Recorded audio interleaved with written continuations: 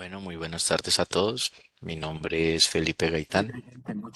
Soy el secretario del capítulo de Potencia y Energía de IEEE para Colombia.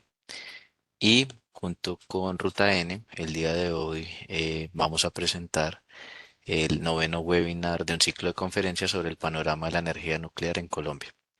Esta temática se encuentra dentro del proyecto Nodos de Innovación Especializados de la Alcaldía de Medellín, de la Secretaría de Desarrollo Económico y operado por Ruta N, con el objetivo en esta ocasión de dar señales locales sobre la necesidad de reactores de investigación en Colombia.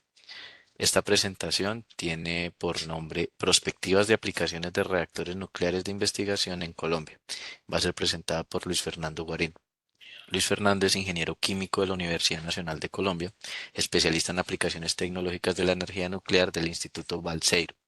Actualmente cursa un máster en simulación molecular en la Universidad Internacional de Andalucía y es candidato a doctor en ingeniería nuclear del Instituto Balseiro. Luis Fernando en este momento trabaja como investigador de la Comisión Nacional de Energía Atómica en Argentina y es el jefe de radioprotección en entrenamiento para el reactor nuclear RA6 y además es docente del Instituto Balseiro también. Entonces, Luis Fernando, es para nosotros un placer que el día de hoy nos acompañes a IEEE y a Ruta N en esta presentación y pues bienvenido y ya el público es tuyo. Muchísimas gracias por abrir este espacio para compartir esta temática tan importante. Para mí es un placer en el día de hoy estar compartiendo y hablando acerca de un tema que me apasiona mucho y por el cual he estudiado y actualmente tengo la fortuna de estar trabajando en ello. Entonces, démosle inicio a esta charla. Como contenido de la charla de hoy estaremos abordando cuatro bloques. La charla la he dividido en cuatro bloques. La he, la he preparado para que sea una charla amena, con un lenguaje lo más cotidiano posible, sin perder la rigurosidad científica. Eh, Inicialmente empezaremos con unos conceptos introductorios. Posteriormente estaremos hablando de la clasificación de reactores nucleares de investigación, sus aplicaciones y cómo estos reactores, cómo estas aplicaciones de reactores nucleares de investigación pueden ayudar en el desarrollo social, económico y científico a nuestro país. Entonces, iniciemos con los conceptos básicos. Esta es una frase, se me olvidó, de Marie Curie. No hay que temer nada en la vida, solamente hay que tratar de entenderlo. ¿Sí? Madame Curie decía, decía y utilizaba esta frase. Entonces, para empezar, permítame introducir un concepto muy básico y recordarles de sus clases por allá de química, cuando veían diferentes modelos atómicos. Eh, un modelo atómico, por ejemplo, una representación que es muy útil, es, por ejemplo, esta que vemos acá, al costado, en la cual se representa un átomo teniendo en cuenta que el átomo es la mínima entidad que conserva las propiedades de un elemento. Este a su vez se conforma de tres partículas subatómicas, un modelo clásico, por decirlo así. Estas partículas que están en el centro de esta representación atómica son protones que tienen carga eléctrica positiva, también están los neutrones y orbitando lo que se llama el núcleo, esta parte de acá, son los electrones. Otro concepto importante para tener presente en el día de hoy es el concepto de isótopo.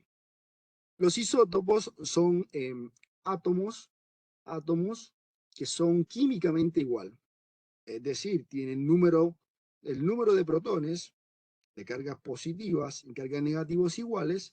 La diferencia estriba en la cantidad de neutrones que tienen en su núcleo. Un caso muy particular, por ejemplo, son los isótopos del hidrógeno, donde el más abundante en la naturaleza es este que está acá, el isótopo de hidrógeno que llamamos 1. ¿Sí?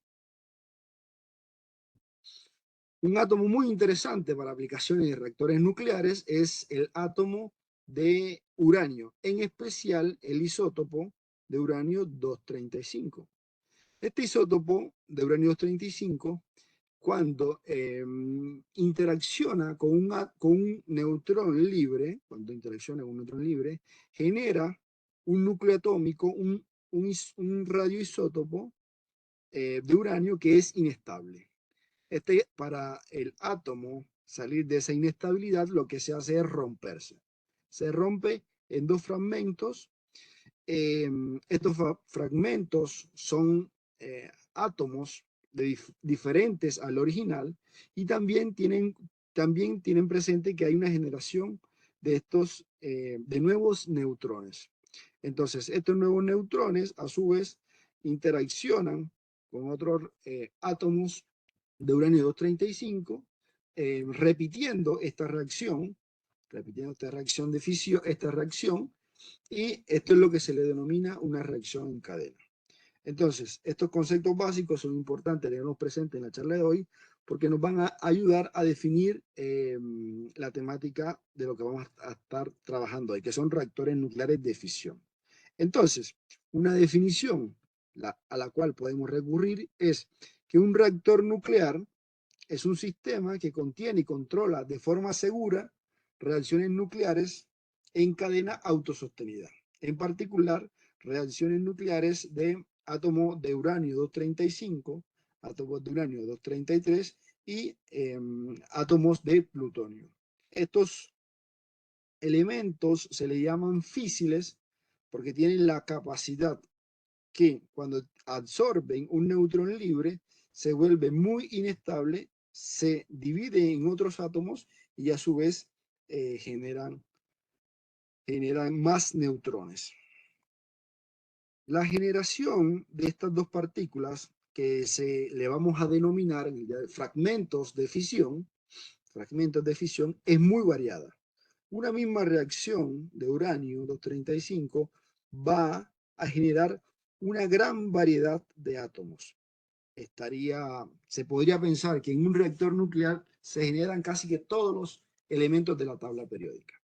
Al lado derecho de la presentación hay una gráfica que la cual muestra cuál es el rendimiento de producción de estos diferentes radioisótopos. Por ejemplo, la cúspide de esta gráfica se centra más o menos en 90 y en 140. Quiere decir que los fragmentos de fisión que tengan un número atómico de 90, como es el caso del estroncio, y átomos que tengan número másico de 140, se van a generar en mayor proporción, porque tienen mayor probabilidad de generación. Cada vez que se genera un par de fragmentos de fisión, la cantidad de estos neutroncitos que están acá, que se genera, varía. Pueden ser 2 neutrones o 3 neutrones. En promedio, la cantidad de neutrones que se genera son 2.4 neutrones para el uranio 235. Teniendo eso presente, que un reactor nuclear es básicamente es un sistema en el cual se desarrolla la reacción de fisión, esa que vimos anteriormente. Vamos a ver algunas clasificaciones de los reactores nucleares, de investigación en particular. Esa reacción de fisión que veíamos anteriormente se le puede dar dos aplicaciones muy importantes en estos reactores. Una, que es en las centrales nucleares. Las centrales nucleares se diseñan y se construyen para aprovechar la energía que se libera de la reacción de fisión. Acá hay un esquema, una representación esquemática de lo que es una reacción nuclear, una NPP, del inglés Nuclear Power Plant. ¿Sí? Esta reacción lo que hace es en este cuadrito que se ve acá, que representa donde está el material físil, donde está el uranio 35, acá se genera mucho calor, por acá pasa el agua, esta agua a su vez pasa por un intercambiador de calor que genera vapor, este vapor a su vez pasa por una turbina, la turbina está acoplada a un turbogenerador que genera electricidad eléctrica. Esa es la aplicación de nucleoelectricidad de neutrones o de la reacción de fisión. Para tener un orden, para tener más o menos una idea de cuán grande es una central nuclear, dense una idea que solamente el núcleo del reactor, es decir, este cuadrito rojo, tiene una altura aproximadamente de 5 a 7 metros y el diámetro también de entre 4 y 6 metros. ¿Sí? Esta es como las aplicaciones más típicas que quizás más escuchamos por la radio, por los diferentes medios de comunicación. La otra aplicación o el otro gran grupo de reactores nucleares de fisión son los reactores nucleares de investigación. A diferencia de la Nuclear Power Plant, a diferencia de las centrales, en los reactores nucleares de investigación se tiende, el diseño y la construcción tiende a maximizar la cantidad de neutrones. Ese es el propósito de los reactores nucleares de investigación. Si ustedes se fijan, acá hay una persona, y el tamaño más o menos en promedio de un reactor nuclear de investigación se podría decir que es del orden de los 10 metros, ¿sí? Esta parte de acá. Mientras que solamente el núcleo de una central estaría en ese orden. Es decir, estaría midiendo cerca de los 8 a 10 metros.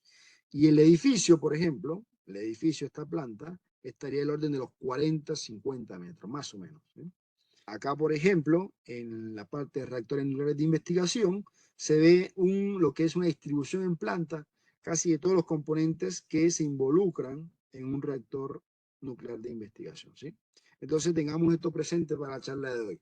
Un reactor nuclear de investigación está diseñado y construido para maximizar la cantidad de neutrones de fisión. Se podría pensar que el calor que se genera en la reacción de fisión se podría pensar que es no deseable, ¿sí?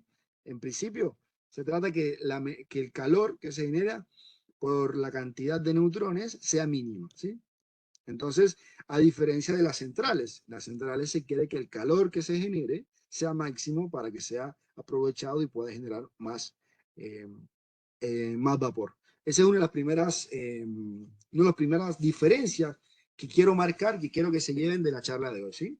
Hay estos dos grupos, estos dos grandes grupos de reactores, las centrales y están los reactores nucleares de investigación que utilizan los neutrones. Ahora, más adelante, les mostraré qué se hace con esos neutrones, ¿sí?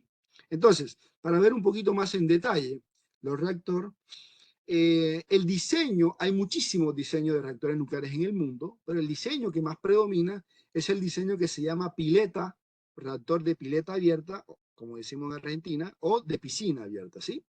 Entonces, básicamente consiste en un gran tanque de un diámetro de más o menos dimensiones entre 2 y 3 metros de diámetro, con una altura aproximadamente de 10 metros, ¿sí? Donde, el uranio, la parte físil, está contenida en este cuadrito de acá, que es lo que llamamos el núcleo reactor. Un núcleo de un reactor de investigación es más o menos, para tener una idea, es más o menos de un metro cúbico, ¿sí? Un volumen más o menos de un metro cúbico. Y este núcleo, a su vez, se compone de lo que son los elementos de combustible. Elementos de combustible que, si ustedes se fijan acá, están formados por placas. El uranio está ensanduchado, está metido entre las placas. En estas placas, por ejemplo, imaginemos que un sándwich. Entonces, hay una placa de aluminio, en el centro está el uranio y hay otra placa de aluminio, ¿sí? Eso, eso, eso permite que cuando se hace la reacción de fisión, los productos de fisión, esta cantidad de elementos que se genera, no se fuguen y queden contenidos en el elemento combustible, ¿sí? Pero que a su vez permita la salida de neutrones y permita que el reactor sea refrigerado. Que sea refrigerado, se pueda remover el calor de la reacción que se está generando, ¿sí? Este tipo de elementos combustibles se le llama MTR, del inglés Material Testing Reactor, ¿sí? En un principio, este tipo de elementos combustibles se utilizaban para hacer pruebas y pruebas de diferentes materiales para construir centrales nucleares. De ahí viene el nombre Material Testing Reactor, ¿sí? Hay otro tipo también de elemento combustible con el mismo concepto, el mismo diseño de reactor nuclear de pileta abierta, que es el elemento combustible tipo TRIGA. TRIGA, la palabra TRIGA viene de Training, Research, Isotope, entrenamiento, investigación y producción de isótopos de la General Atomics, ¿sí?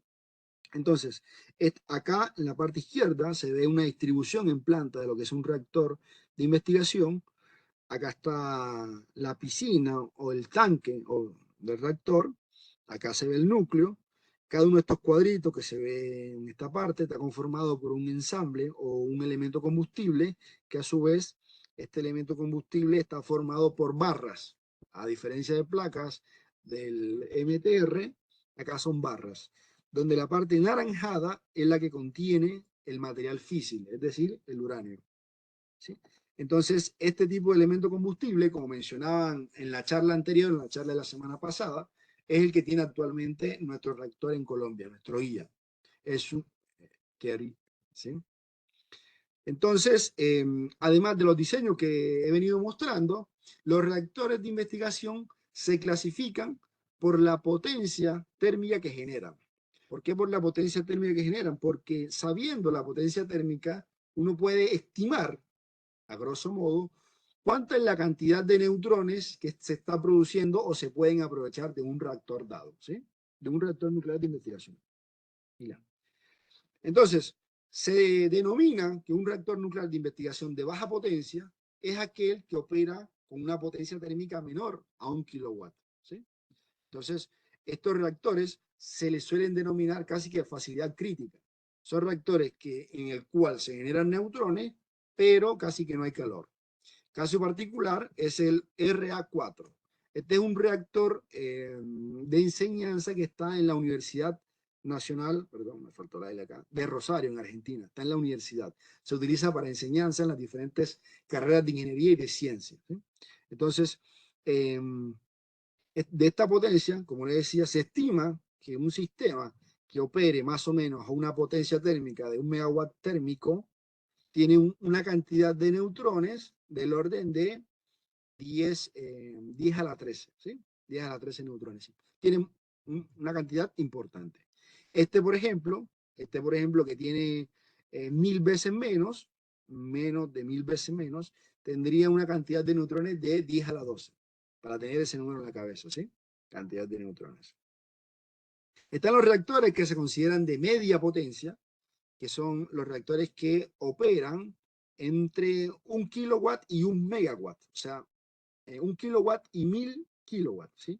Caso particular, por ejemplo, nuestro reactor IAN, que está en Bogotá, y acá se muestran algunas fotos de boca de tanque, esta parte de acá, y de lo que es el núcleo, los elementos combustibles. Como les decía, este reactor es un reactor tipo pileta abierta, con elemento combustible tipo triga, y algo que es interesante de estos tubos que están acá, que estos tubos que están acá se denominan haces de extracción de neutrones. Están ahí para generarle un camino a los neutrones y poderlos sacar de esta parte y utilizarlo fuera del tanque de reactor, ¿sí?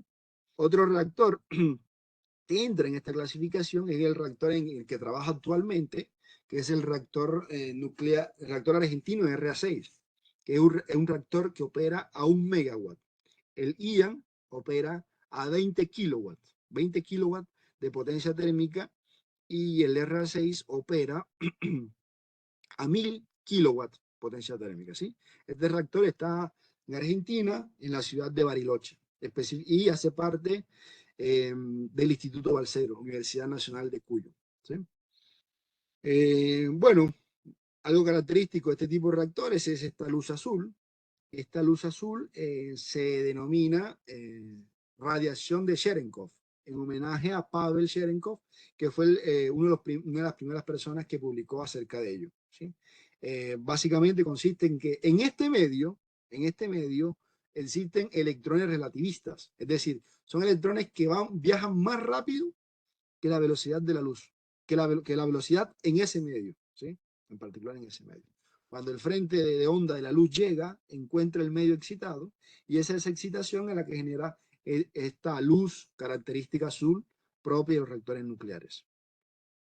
Y por último, la última clasificación es reactores de alta potencia. Son reactores que operan una potencia térmica muchísimo mayor a 1 megawatt térmico, ¿sí? Entonces, son reactores que tienen cantidades de neutrones. Esa cantidad de neutrones, el término técnico apropiado es flujo de neutrones, es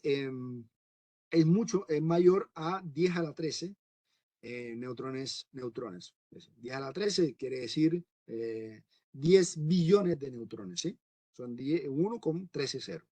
Entonces, algo interesante para ver acá en esta foto. Acá, en este cuadrito que estoy señalando, es donde está el elemento combustible, la parte que tiene el uranio, y todas estas perforaciones que están acá se le denominan facilidades de irradiación. Todas estas perforaciones es donde se colocan objetos para utilizar los neutrones que estamos generando acá. En particular, esta foto es del reactor OPAL, ¿sí? Que está en Sydney, Australia. El Open Pool Australian Light Water Reactor, ¿sí? De ahí viene el nombre. Entonces, ustedes ven que acá tiene una protección base de diseño, que esta protección en principio aguanta un ataque aéreo. Está protegido por un ataque aéreo. Si un avión se quisiera estrellar contra el reactor, esta contención sería suficiente para mantener la integridad del reactor. Sí. O sea, acá están las tres categorías. Bueno, otros reactores de muy alta potencia en diferentes partes del mundo, ¿sí? Está el reactor de Corea del Sur, denominado Hanaro, también tiene este mismo concepto. Tiene la parte donde tiene los elementos combustibles, tiene la parte de facilidades de irradiación, y estos tubos de acá, parecidos a los que veíamos en el IAN, estos tubos de acá, son los que permiten extraer de esta parte del reactor y utilizar los neutrones fuera, ¿sí? Esto se le denomina haces, conductos de extracción o haces de neutrones, ¿sí? Conducto de extracción de neutrones. Por ejemplo, el reactor, el IL, que está en Francia, que es un reactor, pueden ver que tiene muchos haces de neutrones asociados en el núcleo para diferentes aplicaciones de las cuales estaremos hablando en breve, ¿sí? Y otros reactores, que está el Múnich, el FRM2, también tiene unas características muy parecidas. Estos reactores operan a una potencia térmica mucho mayor a 10 megawatts térmicos, es decir, que su flujo térmico, la cantidad de neutrones, supera a este número de 10 a la 13. Se estima que más o menos es de 10 a la 14 neutrones. Que dada la cantidad de neutrones de un reactor nuclear de investigación, eso determina qué aplicaciones se pueden desarrollar en dicho reactor, ¿sí? Una manera de ver, así a grosso modo, de una manera muy sencilla, de ver los reactores nucleares de investigación, es que se pueden considerar como una fábrica de neutrones, ¿sí? Esa es una buena definición. Si ustedes les preguntan por ahí, ¿qué es un reactor nuclear de investigación? Un reactor nuclear de investigación es una fábrica de neutrones, los cuales se van a utilizar para diferentes aplicaciones. Una central nuclear es un reactor que está diseñado para aprovechar el calor o el calor de la reacción de fisión, y en principio solamente les interesan los neutrones para autosostener la reacción de fisión. Entonces, viendo un poquito cómo se distribuyen estos reactores nucleares en el mundo, vemos que casi el 85% de estos reactores están en el hemisferio norte, en particular en Europa, ¿sí?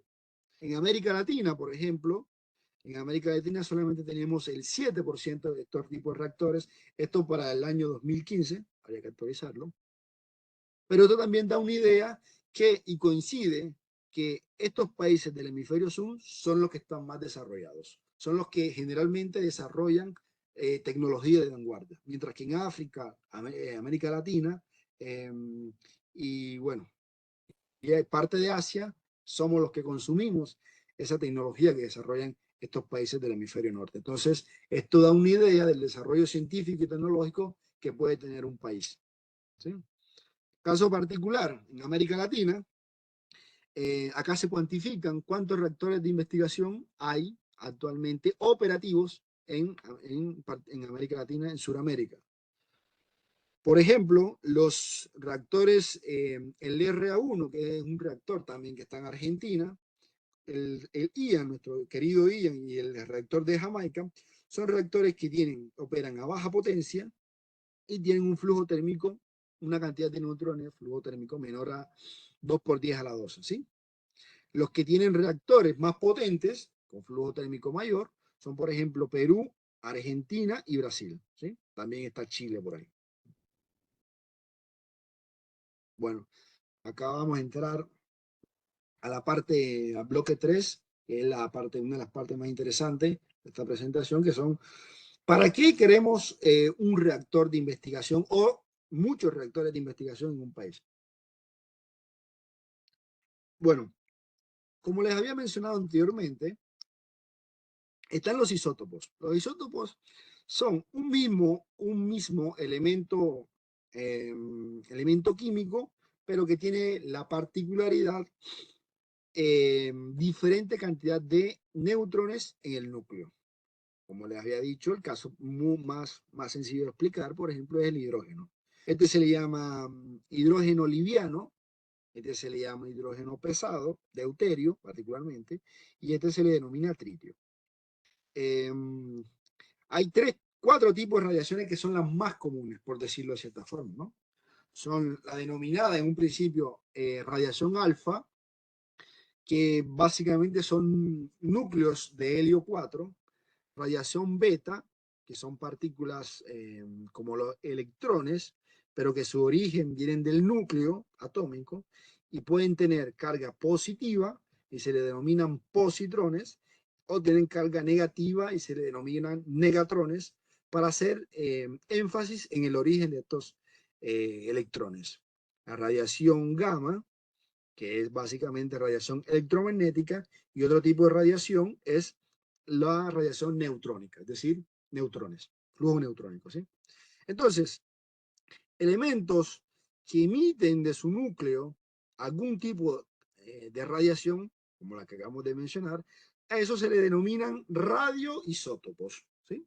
Entonces ese es el concepto de radioisótopos.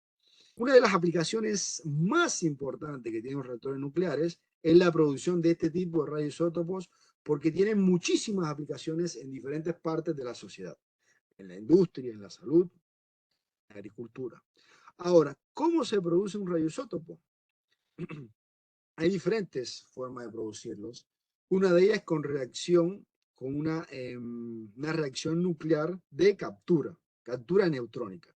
Se denomina así porque el neutrón, al interaccionar con un núcleo de un átomo, este hace parte se vuelve parte del átomo. Esta adición de este nuevo neutrón le genera un exceso de energía en el núcleo. Ese exceso de energía es lo que se denomina radiactividad. Entonces, como todo sistema en la naturaleza tiende a estar en su mínimo energía de potencial, va a buscar a emitir ese exceso de energía, que básicamente es radiación que va a emitir, ¿sí? Entonces, esos diferentes tipos de radiación que se pueden utilizar, o en sí el mismo radioisótopo, es lo que nos interesa.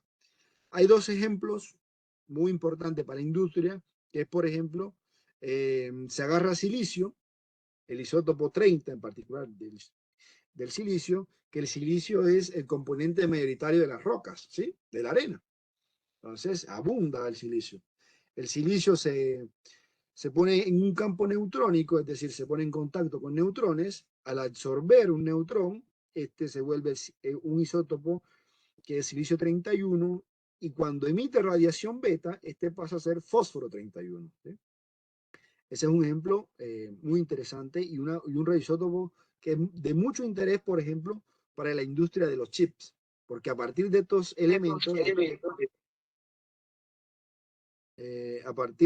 elementos, se producen chips, semiconductores, ¿sí? Otro radioisótopo, otro ejemplo, por ejemplo, es el cobalto 60, que en un principio se utilizaba para radioterapia, pero también tiene muchas aplicaciones industriales, por ejemplo, en la gammagrafía industrial, para observar si por ahí alguna soldadura, algún, alguna soldadura o medir algún espesor de algún elemento o de alguna cañería o de alguna tubería de interés, ¿sí? Entonces son dos ejemplos de producción de radioisótopos. La otra forma de producir radioisótopos, como mencionaba anteriormente, es la fisión. Cuando se divide el átomo de uranio al posterior a absorber un neutrón, se generan muchísimos elementos. Como decía, se generan en un reactor nuclear, se puede encontrar toda la tabla periódica que existe, ¿sí? Entonces, de interés, un isótopo de mucho interés en la industria de la medicina es el molibdeno. Alguien tiene el micrófono abierto que se está generando eco. Alejandro Arango Gutiérrez está en el micrófono. ¿Lo podría silenciar, por favor? Gracias. Entonces, hay muchísimos otros también isótopos de interés. Por ejemplo, el xenón, 133, el yodo, 131, que son isótopos de interés en la salud. Y hay otros también. Por ejemplo, el itrio, este isótopo 3 del hidrógeno, cuando emite su radiación, se vuelve helio 3, que es uno de los componentes principales para armar la instrumentación que se utiliza en los reactores, en los reactores nucleares para su control, para su vigilancia y control, ¿sí? Otra aplicación interesante es la geocronología, una aplicación que se ha desarrollado en Colombia. Muchos minerales, por ejemplo, tienen uranio. El uranio está en forma natural en la Tierra. Se estima que más o menos cualquier parte de la Tierra, que usted agarre cualquier parte, tiene del orden de 4 ppm de uranio. Es decir, si usted agarra una tonelada de tierra, de ahí puede sacar en principio 4 gramos, de 1 a 4 gramos de uranio en cualquier parte, ¿sí? Entonces, hay otras partes donde hay mayor concentración, que son los que se denominan los yacimientos. Entonces, teniendo eso presente, se puede cuantificar cuánto uranio hay en una roca, haciendo lo que, y también se puede cuantificar la edad de la roca a partir del uranio, cuantificando las trazas que hace en esta. Es decir, cuando se fisiona el uranio, genera estas rayitas que están acá, y cuantificando cuántas rayitas hay, se puede saber la edad de la roca. Que esto es interesante, por ejemplo, para las prospecciones geológicas en busca de petróleo, saber qué edad tiene cierto yacimiento. ¿Eh? Los neutrones, con los neutrones se puede cuantificar la concentración de un material o de un elemento en una muestra dada, con mucha sensibilidad. Es decir, tiene la capacidad de medir cantidades muy pequeñas, ¿sí? Eso se puede lograr irradiando el material, y este material, cuando se vuelve radiactivo, emite radiación instantánea o emite radiación retardada. Entonces, sabiendo qué energía son este tipo de radiación instantánea y retardada, y cuantificando la cantidad de radiación, podemos identificar qué elemento es y cuánto hay ese elemento. Esas son las técnicas analíticas por activación neutrónica, ¿sí? Entonces, esas técnicas son de mucha utilidad, por ejemplo, para cuantificar metales pesados o elementos tóxicos. Casos particulares, por ejemplo, mercurio, cadmio, arsénico, ¿sí? Que esos se pueden encontrar en peces que ingerimos, o en plantas o en cuerpos acuosos, que también son de consumo humano. Entonces, yo les mencionaba que muchos de estos neutrones se sacan directamente de lo que le llaman la pileta o la piscina de reactor, ¿sí? Se sacan a través de lo que se llama un conducto de extracción para utilizarlos fuera de ello. Eso se le denominan haces de neutrones. Entonces, una técnica para utilizar esos haces es lo que se llama análisis por gamas instantáneo de activación neutrónica, la cual consiste en, se sacan los neutrones del núcleo a través de una perforación de la pared del reactor, Esos neutrones se seleccionan en energía, porque no todos los neutrones sirven para hacer este tipo de análisis, se seleccionan en energía con unos materiales especiales y también en ángulo, para que incidan solamente en un espacio dado, ¿sí? Acá en esta parte se pone una muestra de concentración desconocida y acá esta parte se pone un elemento que permite medir e identificar la radiación que emite esa muestra. Entonces, la técnica denominada PGNA permite medir elementos, por ejemplo, como hidrógeno, silicio, que son de mucho interés para la geología, para cuantificar procesos que han pasado, procesos orogénicos que han pasado en afloramientos o en rocas, y el silicio, por ejemplo, permite clasificar qué tipo de roca es, ¿sí? Y como decía, este tipo de técnicas permite cuantificar metales pesados, que son metales tóxicos. Lo permite cuantificar con mucha sensibilidad. Tienen la capacidad de medir un miligramo de esto, perdón, un microgramo de esto, incluso un microgramo, en un kilogramo de muestra. Es decir, partes por billón, incluso. Son técnicas muy sensibles. Los haces de neutrones tienen una aplicación en salud muy interesante, que es lo que llaman Boron Neutron Culture Therapy, BNCT. Esta técnica es una terapia para el cáncer con neutrones, la cual consiste en agarrar un radiofármacos o una molécula que sea muy apetecida por células cancerígenas, y a esa molécula se le pone boro, ¿sí? Se le pone boro, en especial el isótopo 10 del boro, ¿sí? Que el isótopo 10 del boro tiene una gran capacidad de absorción de neutrones. Entonces, cuando las células cancerígenas han absorbido ese fármaco con boro, los ingenieros, los físicos médicos, acondicionan un haz de neutrones solamente para que incida en el tumor, ¿sí? Solamente para que incida en el tumor.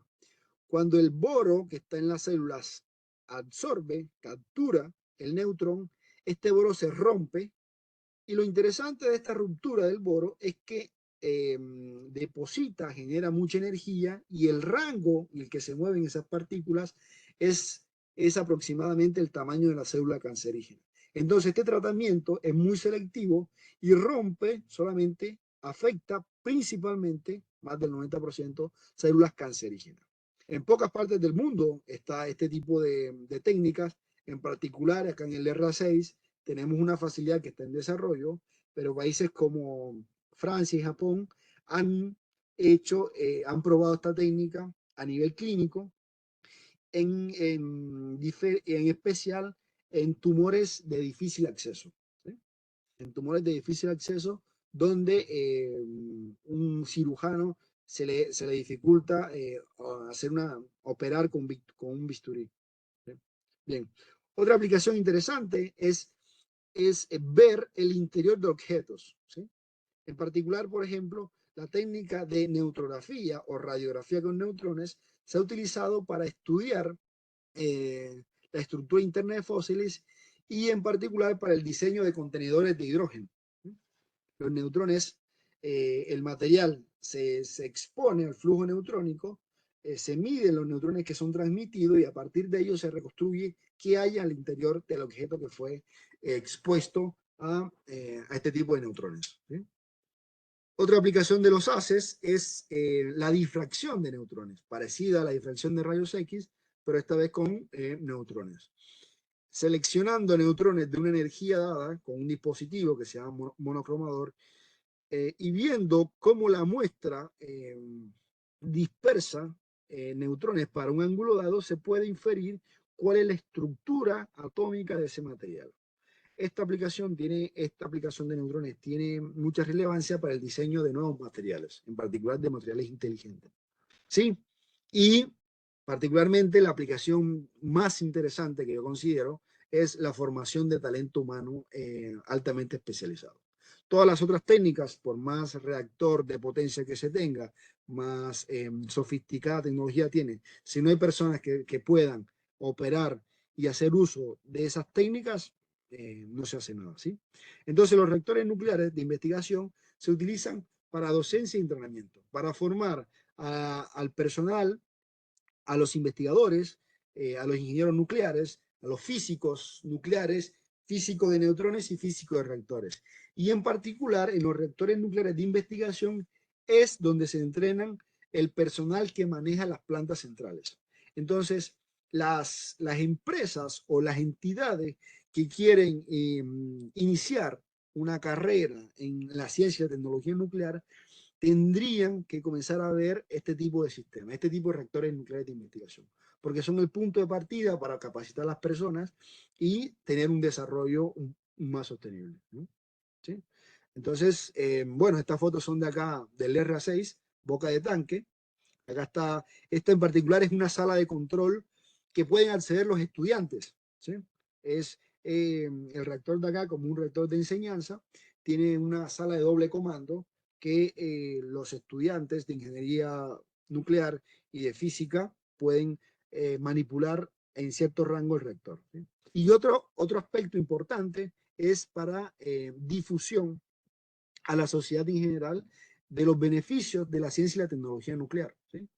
El reactor de acá, por ejemplo, se utiliza para que personas del común lo visiten, conozcan qué se hace con este tipo de sistemas y cómo ellos se ven beneficiados con las aplicaciones de las técnicas nucleares, ¿sí?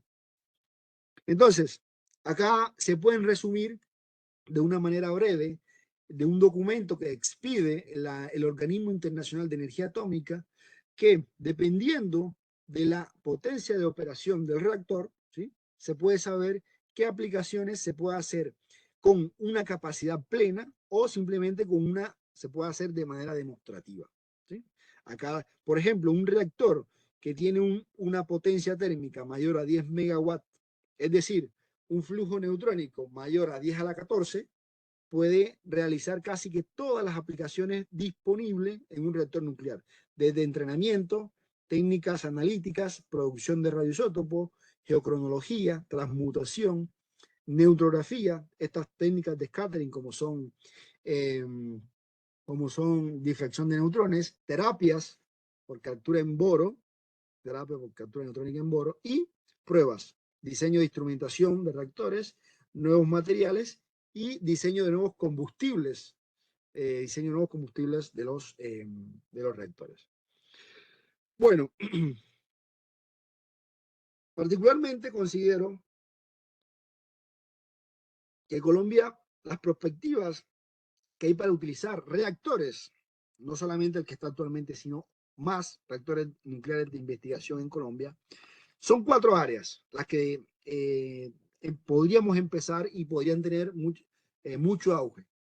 Principalmente en la salud, tratamiento, diagnóstico y tratamiento de cáncer, la agricultura, estudiar, conocer mejor las propiedades del suelo para diseñar mejores sistemas de siembra, el medio ambiente para cuantificar contaminación ambiental y transición energética. Son 4 áreas claves para cualquier sociedad para que tenga un desarrollo y todas, cada una, el desarrollo de cada una de estas áreas implica también consigo un desarrollo económico muy importante para el país, ¿sí? Entonces, en salud, Colombia actualmente, muchos de los radioisótopos que utiliza para fabricar sus radiofármacos vienen importados de algunos de los reactores que mostraba anteriormente.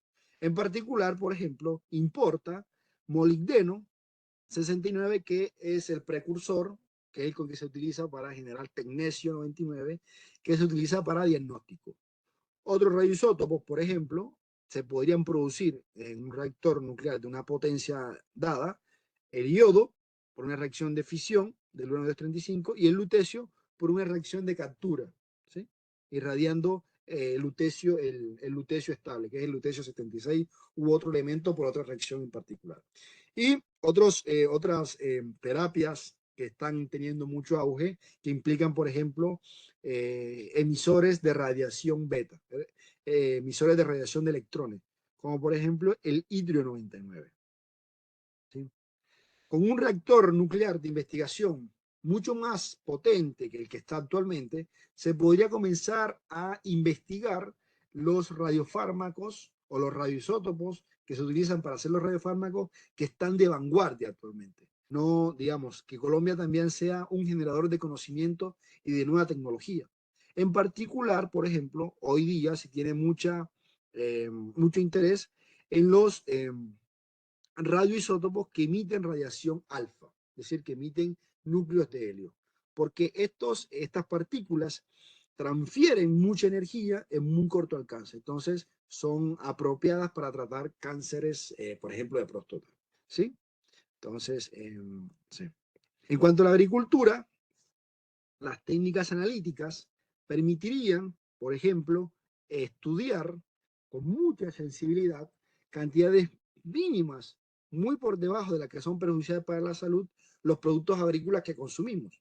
En particular, por ejemplo, el arroz, los peces, que son de consumo masivo en todo el país.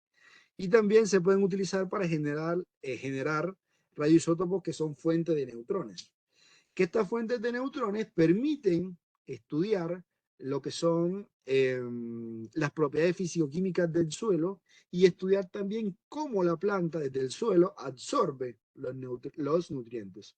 Con esta información es interesantísima porque permite diseñar y mejorar los cultivos, ¿sí? En cuanto a medio ambiente, por ejemplo, un compañero, también colega de la causa, Camilo Prieto, hace poco dio una entrevista en el cual demostraba un estudio que se había encontrado mercurio en la leche materna de algunas madres colombianas, ¿sí?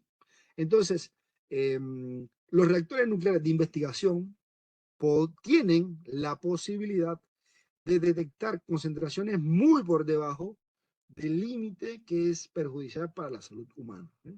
Al igual que los contaminantes otros contaminantes provenientes de la minería ilegal o de alguna industria quizás que sea también legal, ¿no? En especial, estas técnicas se pueden utilizar para cuantificar muy bien, con muy buena exactitud, el mercurio, que es muy perjudicial para la salud. En cuanto a transición energética, se podría considerar, los reactores nucleares de investigación para, primero, desarrollar materiales inteligentes, ¿sí? Materiales inteligentes. Desarrollar con técnicas de difracción de neutrones. Desarrollar almacenamientos de hidrógeno y desarrollar semiconductores utilizados. Combinando todos estos materiales se podrían, que son componentes esenciales para la fabricación, por ejemplo, de autos eléctricos, ¿sí? Entonces, ¿cuál sería la combinación ideal? Que esta energía con la que van a cargar este auto eléctrico que utiliza estos materiales, esta energía provenga de centrales nucleares, que se ha demostrado que es una energía limpia, segura y barata una vez que está el reactor instalado, ¿sí? Entonces, en cuanto a la parte de reactores nucleares de investigación, en Colombia tenemos nuestro querido IAN. El IAN es un reactor que está en Colombia, ha estado operativo casi que desde el año 1965, más de casi 60 años ha estado en funcionamiento con algunos periodos de parada, ¿sí? El reactor IAN ha sentado las bases del desarrollo de la ciencia y la tecnología nuclear en nuestro país. Es un reactor que es de baja potencia, que es de potencia media, 20 kilowatts, que su principal función que lo utilizan ahí es para hacer caracterización del suelo, pero con esta potencia, este reactor se utiliza para formar recursos humanos, pero se debe fortalecer esa aplicación. Este reactor eh, debe ser nuestro centro de aprendizaje y de enseñanza de ciencia y tecnología nuclear. Recordando la tabla que mostraba la IAEA, por ejemplo, el IAN, con la potencia que tiene, está más o menos por aquí, una capacidad completa de enseñar alguna técnica analítica y desarrollo de instrumentación nuclear.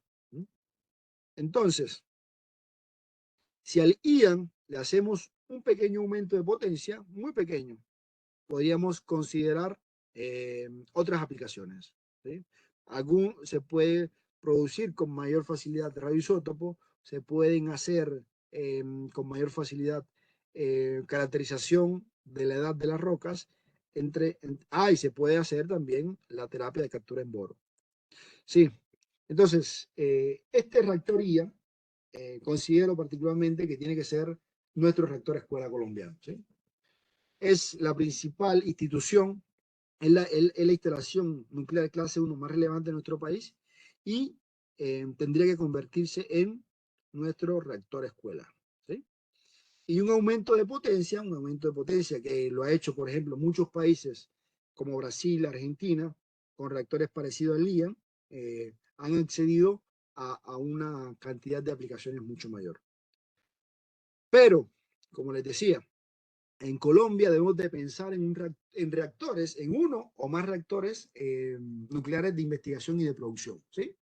Acá yo, por ejemplo, propongo un nombre, un reactor multipropósito, en el cual se desarrollen las capacidades máximas de ciencia y tecnología nuclear en Colombia. Y no solamente ello sería la base, también en biología, geología, ciencias de la tierra, instrumentación, ingeniería civil, muchísimas más.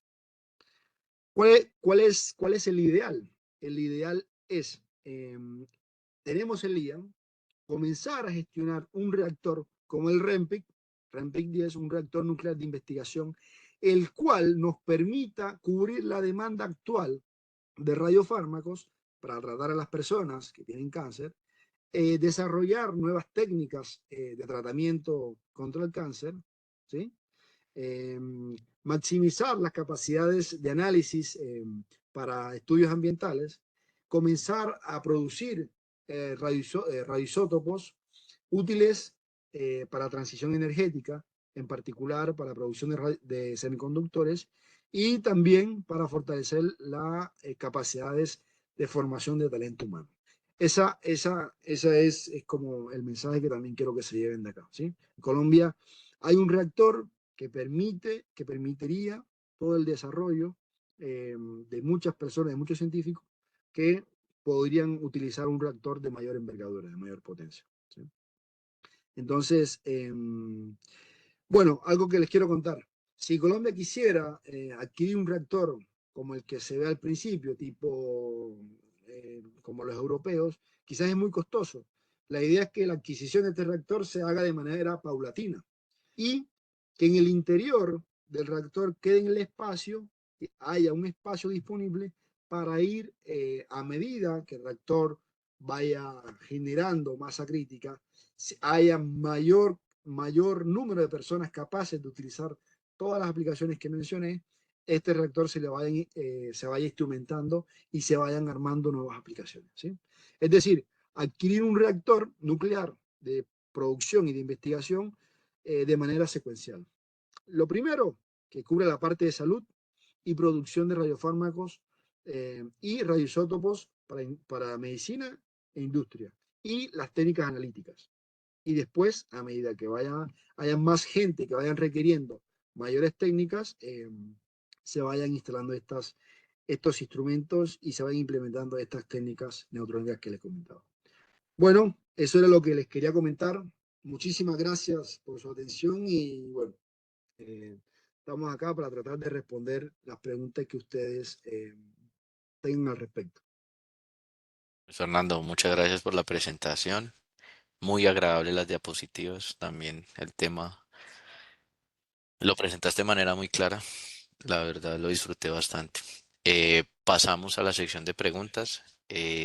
Lo primero que nos preguntan por acá es, ¿qué modificaciones debe sufrir un reactor de investigación para convertirlo en uno de potencia? No, no, no. Desde el diseño inicial son cosas muy diferentes. Como les mencionaba anteriormente, como les mencionaba anteriormente,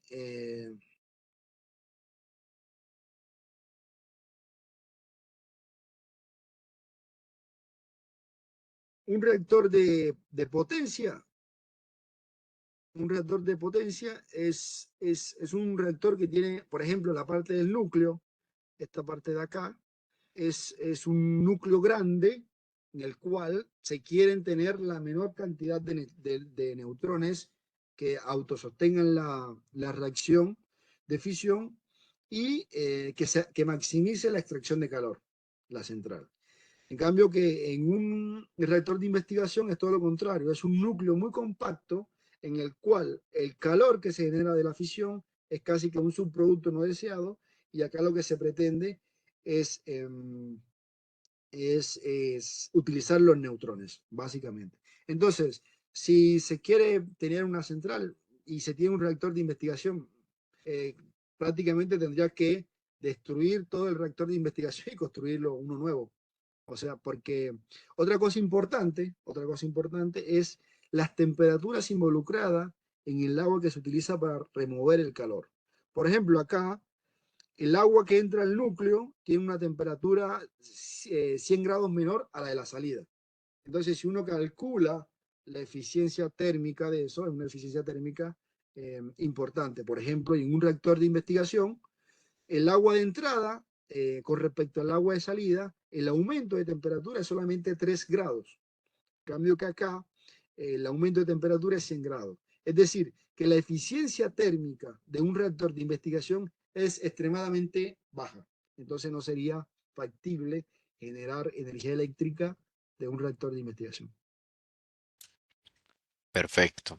Aquí nos preguntan, si en Colombia se tiene un TRIGA, que es el IAN-1, pero necesitamos formar personas para operar las plantas nucleares de potencia para generar energía eléctrica, ¿sí serviría el entrenamiento en el IAN sabiendo que son tan diferentes a los de potencia? ¿Cómo se pueden No, no. entrenar a los futuros operadores de plantas? El principio de funcionamiento, el principio físico es exactamente el mismo, ¿sí? Es exactamente el mismo. Acá lo que cambia es qué utilizas de lo que sale de la reacción de fisión. ¿Sí? Eh, el calor de la reacción de fisión, cómo se libera acá? Es estos fragmentos tienen una velocidad, tienen una masa, y a esta velocidad se le asocia una energía cinética. Esa energía cinética, cuando cuando choca con el material que contiene el uranio, ahí lo calienta, ¿sí? Entonces, tanto en un reactor de investigación como un reactor de fisión pasa exactamente el mismo fenómeno físico. Y el reactor IAN, y en particular los reactores trigas, son diseñados y construidos especialmente para enseñar a las personas que van a operar las centrales. Porque el principio físico y los mecanismos de control, las acciones de control, son básicamente la misma. E incluso las centrales, los reactores de investigaciones, en dados casos, son más difíciles de operar que las centrales. Los reactores de investigación son en ocasiones, por las exigencias de utilización de los neutrones, generan a veces estados que son más complicados de manipular o de operar que en una central. Que una central siempre está operando en un régimen estacionario con muy pocas modificaciones. El TRIGA en particular es extremadamente seguro. Extremadamente. Imagínense el siguiente ejemplo. Ustedes tienen un auto que va bajando una colina y ustedes lo aceleran. Si ese auto fuera un reactor TRIGA, entre más aceleraran ustedes, más rápido se apaga el reactor, ¿sí? Eso es lo que se le denomina un diseño muy intrínsecamente seguro, ¿sí? Por más saboteo que quieran hacerle al reactor, el reactor siempre se va a apagar, siempre va a ir a un estado seguro, ¿sí? Entonces, esa condición de los reactores trigas es muy beneficiosa para la enseñanza de la ciencia y la tecnología nuclear. ¿Sí? Entonces, un reactor triga, sí. El objetivo del IAN es básicamente formar personas para las futuras centrales, si hay alguna central en Colombia. Espero estar vivo para verla.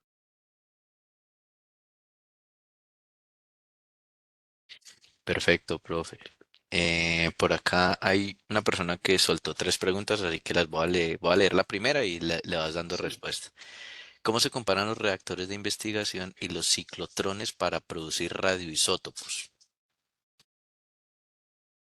sí. En los ciclotrones lo que hacen es el reactor de investigación.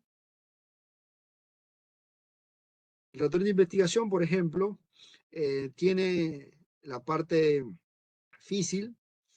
En esta parte se generan los neutrones y en esta parte de acá, en las facilidades de irradiación, es donde se pone el material que se va a convertir en un radioisótopo, ¿sí? Entonces, el neutrón que se genera del uranio interacciona con el material que lo pone en alguna de estas posiciones o fuera por una distracción y ahí se convierte en un radioisótopo por esta reacción, una reacción de captura o una reacción de fisión. Así, entonces, la generación de neutrones en un reactor es inmediata. En cambio, que en un ciclotrón lo que hacen es, en una reacción, generan radiación gamma de muy alta energía que hacen incidir con un blanco, con un material, y ese material prácticamente que lo destruye, le destruye el núcleo atómico.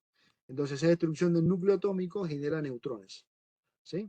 Entonces, esos neutrones pueden incidir en un blanco que va a generar el radioisótopo.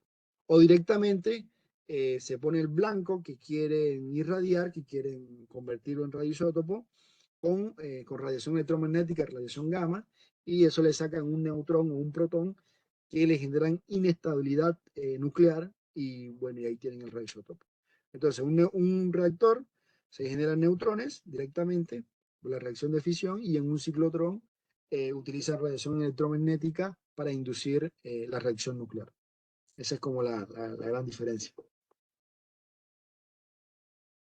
Perfecto. La segunda pregunta que nos hace es, ¿qué combustible utilizan los reactores de investigación? ¿Utilizan combustibles con alto nivel de enriquecimiento o podrían utilizar combustibles alternativos como el torio? Em, por, por convenio de no proliferación, actualmente todos los reactores de investigación, el combustible por excelencia es el uranio 235 con un enriquecimiento máximo de 20%, ¿sí? De 20%. Casi que todos los reactores de investigación en el mundo utilizan uranio 235, un enriquecimiento en masa de 20%. El torio, el problema de utilizar torio es que el torio es un elemento que le llaman fisionable. Fisionable. Es el torio en sí no es un combustible propiamente dicho, sino que el torio se utiliza para fabricar un isótopo del uranio que es el uranio 233, ¿sí? Entonces, a partir del torio se fabrica el uranio 233, el torio tiene número másico 232, absorbe un neutrón, pasa a torio 233, este a su vez pasa a Neptunio y en Neptunio se convierte en uranio 233. El problema de esa reacción es que desde que irradiaste el torio hasta que tienes el combustible en sí, que es el uranio 233, son 30 días que pasan. Entonces, para utilizar torio como combustible alternativo, tiene que utilizar una mezcla entre torio y uranio. Vas quemando uranio 235 mientras se va formando el uranio 233 que es el torio. Entonces, yo no lo he visto en ningún reactor de investigación. En los reactores de potencia están considerando ese tipo de combustible, que es lo que llaman MOX, Mix Oxide, mezcla de óxidos. Entonces, en los reactores de investigación no se utiliza torio, uranio 235. Vale, perfecto. Las últimas, dos últimas ya para terminar, son las preguntas que son un poco más hacia la reflexión. Sí. La primera es, ¿la creación de múltiples reactores podría ser un riesgo teniendo en cuenta el conflicto armado que tiene el país? No, no, yo diría que no, particularmente, por lo siguiente, los reactores, la base de diseño de los reactores considera, por ejemplo, sabotaje. Caso particular, por ejemplo, el reactor de Australia, que considera que se estrelle un avión ahí y que no se afecte la integridad física del reactor y por ende haya un accidente nuclear. Adicionalmente, el conflicto armado, ¿cuántas personas en Colombia pueden saber de tecnología nuclear? Y si sabe de tecnología nuclear, tiene presente que si una persona llega a agarrar un elemento combustible como les mostraba acá, un elemento combustible, esto, que ha estado en un reactor, es una persona que muere casi al instante porque la cantidad de radiación que hay es muchísima, es muchísima. Por eso, las paredes del reactor, por ejemplo, las paredes con que hacen el tanque, con las que hacen este tanque, son paredes del orden de los 2 metros y generalmente con concreto reforzado. Entonces, si hay un sabotaje que quieren robarse el elemento combustible, nadie se lo va a robar, digamos. Es muy poco probable.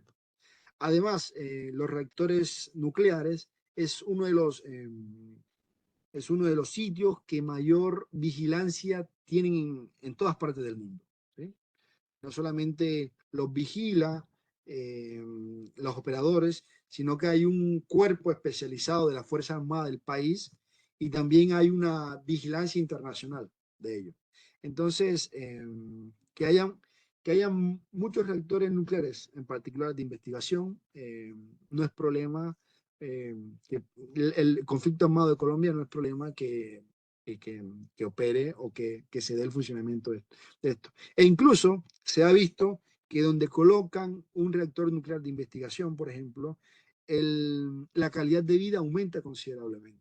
Entonces, es un punto eh, para el desarrollo económico de la región y en particular donde está anclado ese reactor de investigación. Perfecto. Pues allá también, a manera personal, yo creo que aquí en el país lo rodearían de bases militares como un berraco. Entonces, bueno. Sí. La Acá, última, dime. perdón, por ejemplo, acá en el reactor R6 en que yo trabajo, en esta acá, está el equivalente al ejército, Gendarmería Nacional, que cada vez que entra una persona, bueno, tiene que cumplir un protocolo para entrar, y bueno, siempre está vigilándose y siempre hay personal militar que garantiza lo que se llama la seguridad física de la instalación. Sí, adelante. Perfecto, sí.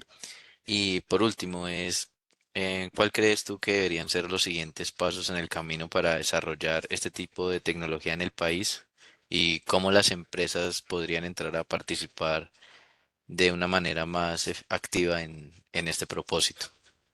Bueno, el siguiente paso que yo considero es una iniciativa de entidades, principalmente de entidades gubernamentales que expresen explícitamente el interés de desarrollar este tipo de tecnologías. Hace poco leía un artículo que el Ministerio de Salud solicitó al Organismo Internacional de Energía Atómica un estudio de factibilidad de instalación de un reactor de investigación para la producción de radiofármacos. Algo de este estilo estarían pensando. ¿Sí? Y también paralelo a ello, una unión entre industria, gobierno y academia. ¿Sí? Esa sería genial. Porque se necesita, la academia necesita formar al personal, talento humano necesario. La industria que pida o que requiera a esos profesionales que se están formando para que desarrollen su carrera profesional y el gobierno también garantice desde políticas de Estado el desarrollo de este tipo de tecnologías. Entonces, un paso cero, como les decía anteriormente, es masificar el uso del reactor nuclear IAN para hacerlo reactor escuela. Hay muchas personas que actualmente lo utilizan para formación, pero la idea es que se masifique eso. Particularmente, particularmente consideraría que ese reactor debería estar funcionando 24/7, que todas las universidades que tienen ingenierías, que tienen biología, ciencia, tuvieran la posibilidad de ir allá al reactor, que la tienen, pero que vayan, que se modifique, que se incentive, vayan al reactor, lo utilicen para sus diferentes estudios. Ese sería como el paso cero. Siguiente paso, estos convenios que te decía, industria, gobierno, academia, para que se genere esa inercia necesaria para garantizar los fondos para desarrollar tecnología. Posteriormente, a un corto plazo, pensar en un reactor de mayor potencia para producir los radioisótopos que se requieren en el país y ser autosuficiente. Y esto, todo este desarrollo tecnológico nos daría o nos permitiría iniciar en el dominio de tecnologías para pensar en una central nuclear, ¿sí? Una central nuclear. Si esto que te menciono se hace de aquí en un plazo de 10 años, de aquí a 10 años o antes estaríamos pensando o tendríamos la cantidad de gente suficiente con criterios técnicos, socioeconómicos, sociopolíticos suficientes para decir, eh, vamos a instalar una central, vamos a comprar una central y nosotros sabemos operarla, nosotros vamos a saber qué central necesita Colombia y dónde ponerla. Ese sería Bueno, el... Luis Fernando, estamos recibiendo aquí muchos buenos comentarios sobre la presentación. Agradecen mucho la respuesta a cada una de las preguntas y les pareció muy didáctica la presentación a nivel general. Entonces, a nombre de Ruta N y de IEEE Colombia, te quiero agradecer mucho por la presentación. Esperamos contar contigo en una próxima oportunidad porque nuestra intención es seguir hablando del tema más adelante. Y pues nada, muchísimas gracias también a los asistentes y esperamos contar con ellos en nuestra próxima charla que se va a desarrollar en la próxima semana y les vamos a estar enviando la información tanto de la temática como de la hora a través del correo electrónico con el cual se registraron. Entonces, muchísimas gracias a todos por participar y Luis Fernando, muchas gracias por la presentación. Bueno, es un gusto y espero que hayan aprendido algo de lo que se era la idea, una charla preparada para un público general, no especializado en el tema. Y bueno, me alegra mucho que les haya gustado. Cualquier cosa en lo que les pueda colaborar, a su disposición. Muchísimas gracias. Entonces, los esperamos en una próxima oportunidad a todos. Que estén muy bien.